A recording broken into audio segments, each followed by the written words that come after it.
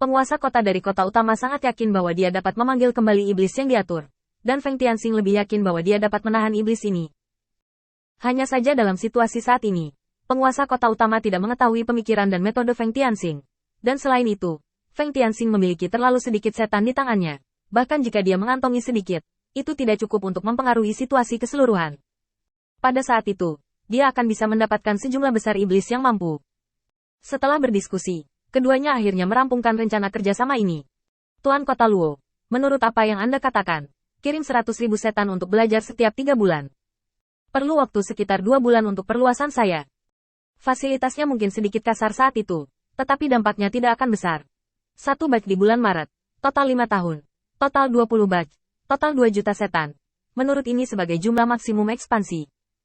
Itu harus diselesaikan dalam waktu 3 tahun. Aku menahan 1.000 orang dari setiap kelompok iblis. Itu dianggap sebagai hadiah. Aku akan menyerahkan sisanya kepada Zhu Chengzu. Selain itu, aku ingin meminta beberapa hal kepada penguasa kota Luo. Tuan Luo mengangguk puas. 1/10 dari hadiah. Bahkan setelah 5 tahun ini, Feng Tianxing hanya dapat mengambil 200.000 setan. Dan ini juga akan mengurangi setan yang dia tahu harus kembali ke kota utama. Ini dapat dianggap sebagai tenaga tambahan saya sendiri untuk Feng Tianxing ke atas. Sebagai laksamana kepercayaannya yang paling kuat, tidak terlalu banyak untuk menampung 200.000 setan.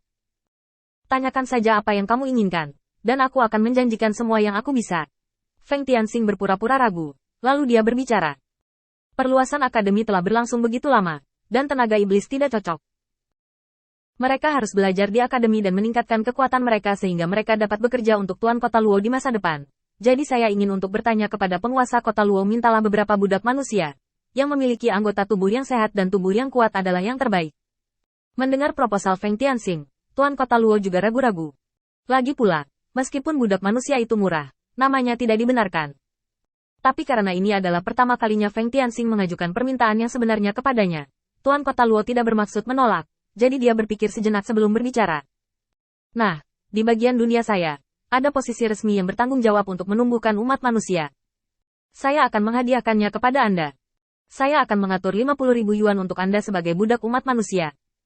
Pada saat itu, bagaimana Anda melatih terserah Anda, skala spesifik yang Anda butuhkan banyak, berkultivasilah sesedikit mungkin, jangan terlalu banyak. Kalau tidak, jika Anda dirindukan oleh orang lain, Anda sekarang adalah orang kepercayaan saya, dan ada beberapa hal yang harus Anda perhatikan. Feng Tianxing mengangguk lagi dan lagi untuk mengucapkan terima kasih. Setelah berdiskusi dengan cara ini, Feng Tianxing mendapatkan semua manfaat yang bisa dia dapatkan. Dan kemudian mulai berdiskusi dengan Tuan Kota Luo bagaimana menangani fight. Feng Tianxing sangat menyadari satu hal dari informasi yang diperoleh oleh Tuan Kota Luo sebelumnya. Menurut apa yang dikatakan Sang Jenderal, ada 2 tubuh sadar di tubuh fight. Salah satunya tidak membunuh fight setelah dihancurkan, tetapi menghilang setelah yang lain hancur. Tampaknya fight telah menyadari bahwa kami telah menemukan solusinya. Artinya, mereka juga sedang mempersiapkan. Tuan Kota Luo memikirkannya dan merasa bahwa apa yang dikatakan Feng Tianxing sangat masuk akal. Tetapi dia tidak setuju karena statusnya, jadi dia berkata, aku juga berpikir begitu. Perang kita akan lebih sulit di masa depan, jadi aku meneleponmu untuk melihat apakah kamu bisa menemukan lebih banyak kelemahan di dalamnya. Feng Tianxing mengangguk dengan cepat. Oke, tapi semua hal ini akan membuahkan hasil setelah Tuan Kota Luo dan aku membacanya bersama. Kalau begitu, kita harus berdiskusi lebih banyak dengan Tuan Kota Luo. Sebagai penguasa kota utama, dia lelah mendengar sanjungan biasa. Feng Tianxing melelehkan sanjungan menjadi tak terlihat. Sepertinya tidak ada pujian sama sekali, tapi nyatanya merasa sangat nyaman disanjung kemana-mana. Sebelum dia bersikeras di tempat kejadian, Feng Tianxing menoleh dan mengubah kata-katanya menjadi fakta, menjadikannya subjek dari insiden ini. Dan untuk menghindari kemungkinan rasa malunya di masa depan, iblis yang begitu nyaman, Tuan Kota Luo hanya membenci bahwa dia tidak dilahirkan di kota utama. Jika dia didirikan lebih awal, dia dapat menyelamatkan dirinya dari keterlibatan dengan para laksamana yang membosankan ini. Alasan utamanya adalah dia sekarang memiliki hubungan dengan Feng Tianxing, yang berarti dia harus menjaga para laksamana lainnya. Jika tidak, dia akan terlihat terlalu memihak.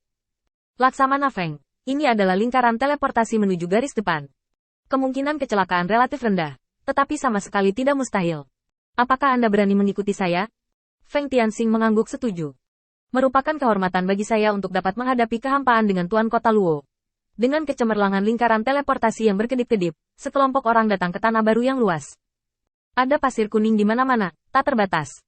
Ada juga tim iblis di sini untuk menyambut Feng Tianxing. yang merupakan Laksamana Yan yang saya temui beberapa hari yang lalu. Laksamana Yan melangkah maju untuk memberi hormat. Saya telah melihat Tuan Kota Penguasa Kota Utama, dan Laksamana Feng. Dengan bimbingan Feng Tianxing terakhir kali, dan percakapan langsung antara Festival Toro dan Feng Tianxing, Laksamana Yan telah sepenuhnya memahami rencana Feng Tianxing. Ketika dia mendengar bahwa penguasa kota utama akan datang, dia buru-buru berangkat dan kembali ke yurisdiksinya sendiri. Dia baru saja tiba di sini, dan ketika dia melihat bawahannya yang sudah lama menunggu, dia buru-buru berangkat ke sini untuk menyambutnya. Setelah bertukar pandang dengan Feng Tianxing, Laksamana Yan berbicara. Saya juga mengundang Tuan Kota untuk duduk. Sekarang kekosongan telah dibatasi oleh saya dengan penghalang alami di luar kota Grey. Saya mengundang Anda berdua untuk mengikuti saya untuk mengamati. Saya pikir kekosongan kali ini sedikit berbeda dari masa lalu. Tuan Kota Luo melihat bahwa Feng Tianxing tidak berniat untuk beristirahat di sini, jadi dia mengatakannya. Kalau begitu ayo pergi ke garis depan dan buat rencana untuk menghancurkan kekosongan lebih awal, sehingga lebih banyak iblis yang bisa bertahan. Sekelompok orang tiba di kota abu-abu yang diselimuti pasir kuning yang luas. Feng Tianxing dan penguasa kota dari kota utama berada di menara observasi, mengandalkan alat sihir khusus, untuk memata-matai pergerakan kehampaan.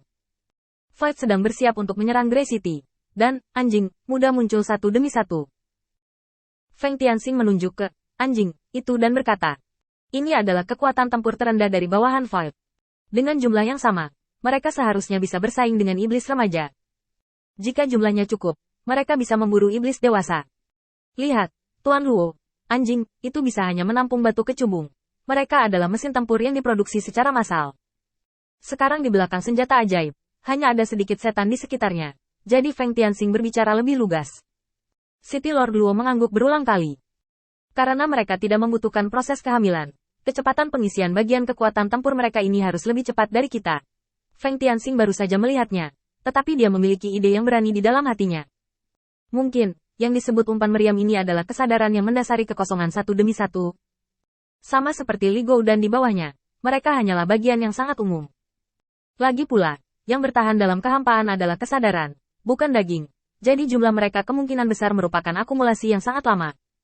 Namun umpan meriam ini juga berbeda dengan Li Gou dan. Kematian mereka bukanlah kematian dalam arti sebenarnya. Kesadaran mereka tidak berada dalam tubuh berbentuk ini, tetapi dalam tubuh terbesar dalam kehampaan. Sebelum Feng Tianxing dapat berbicara lagi, anjing-anjing itu tiba-tiba berlari ke arah Hui Cheng.